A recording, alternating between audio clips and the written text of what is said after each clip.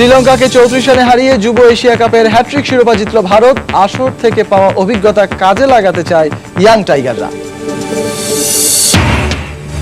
Federation কর্তাদের কোন্দলের কারণে সফল হচ্ছে না বাফুফের কোনো উদ্যোগ, মত পৃষ্ঠপোষকদের। ফুটবলের স্বার্থেই দুর্নীতির অভিযোগ খতিয়ে দেখা উচিত বলে মন্তব্য সাবেক ফুটবলারদের। এবং বঙ্গবন্ধু ভলিবল চ্যাম্পিয়নশিপে টানা দ্বিতীয় জয় তুলে নিল বাংলাদেশ। নেপালকে 3-0 সেটে হারিয়ে সেমিফাইনালের পথে স্বাগতিকরা।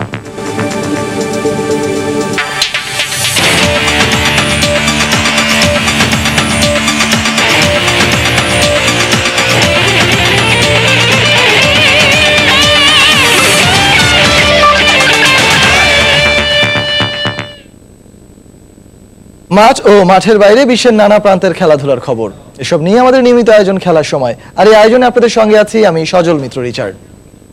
শুরুতেই জাতীয় ক্রিকেট দলের খবর। নিউজিল্যান্ডের উত্তর ছেড়ে এবার বক্সিং ডে ওয়ানডে খেলতে দক্ষিণে পৌঁছেছে বাংলাদেশ জাতীয় ক্রিকেট দল।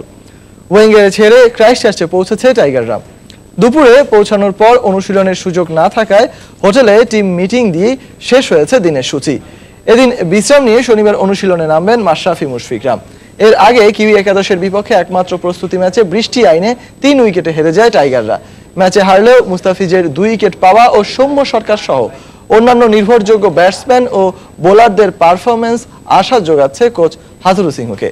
যদিও নিউজিল্যান্ডের মাটিতে এখন পর্যন্ত কোনো আন্তর্জাতিক ম্যাচ জিততে পারেনি টাইগাররা।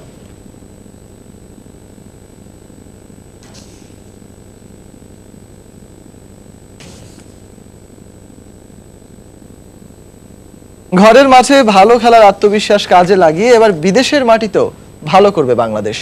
নিউজিল্যান্ডের কন্ডিশনে ভালো করা কঠিন হলেও টাইগাররা ব্যাটিং, বোলিং ও ফিল্ডিং 3 বিভাগেই ভালো করলেই কিউইদের তাদের মাটিতেই হারানো সম্ভব, এমনটাই জানিয়েছেন দলের বাইরে থাকা ক্রিকেটার নাসির হোসেন, সোহরাওয়ার্দী শুভ ও আলাউদ্দিন বাবু। সিলেট থেকে বিস্তারিত জানাচ্ছেন আব্দুল আহাদ। 26 ডিসেম্বর একদিনের ম্যাচ দিয়ে শুরু হচ্ছে টাইগারদের নিউজিল্যান্ড মিশন। আগের 25 ম্যাচে 17 জয়ে নিউজিল্যান্ড এগিয়ে থাকলেও সবশেষ 2টি সিরিজে টাইগারদের কাছে ঘরের মাঠে বাজেভাবে হারে কিউইরা। কিন্তু এই সিরিজ নিজেদের মাঠে হলেও আগের স্মৃতির জন্য মানসিকভাবে পিছিয়ে থাকবে নিউজিল্যান্ড। আর কন্ডিশন যতই প্রতিকূল থাকুক না কেন নিউজিল্যান্ডকে হারানোর সক্ষমতা মাশরাফিদের আছে, এমনটাই মত নাসিরের। তবে ম্যাচ জয়ে টপ অর্ডার ব্যাটসম্যানদের বড় স্কোর করার পাশাপাশি ফিল্ডিংয়েও দুর্দান্ত কিছু করে দেখাতে হবে টাইগারদের। নিউজিল্যান্ডের সাথে খেলা অবশ্যই আমরা ওদেরকে বিট করার মতো আমাদের অ্যাবিলিটি আছে। আর সবচেয়ে কথা হচ্ছে যে ম্যাচ জেতার জন্য আমাদের টপ অর্ডার থেকে একটা বড় স্কোর করতে হবে, আর হচ্ছে পার্টনারশিপ করতে হবে। আর সাথে হচ্ছে যে এসব টিমের সাথে মানে ম্যাচ জিততে হলে যেগুলো 50-50 চান্স থাকে, ক্যাচ বলেন, রান আউট বলেন, সো এগুলা 100% নিতে হবে। সোহরাওয়ার্দী শুভ মনে করেন অস্ট্রেলিয়ায় ক্যাম্প করায় কন্ডিশনের সাথে পরিচিত হয়ে গেছে টাইগাররা। মাশরাফি, মুস্তাফিজ, তাসকিন, রুবেলদের নিয়ে গড়া বাংলাদেশের পেস আক্রমণ নিউজিল্যান্ডের বাউন্সি উইকেটেও আলো ছড়াবে।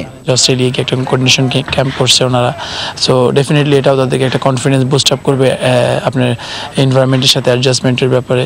ডেফিনেটলি আমি মনে করি যে অবশ্যই বাংলাদেশ ভালো কিছু করবে এবার। 4 ছক্কার বিপিএল শেষে মনোবল চাঙ্গা করে দেশ ছেড়েছে বাংলাদেশ। দারুণ ফর্মে আছেন তামিম, রিয়াদ, সাকিব আর স্বরূপে ফিরেছেন মুশফিক। এজন্য দীর্ঘদিন পর বিদেশের মাঠে খেলতে গেলেও সমস্যা হবে না।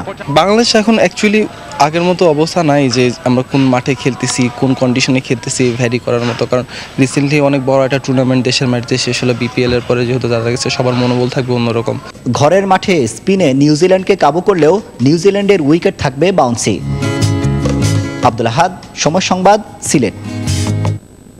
অনূর্ধ্ব 19 এশিয়া কাপের খবর। যুব ক্রিকেট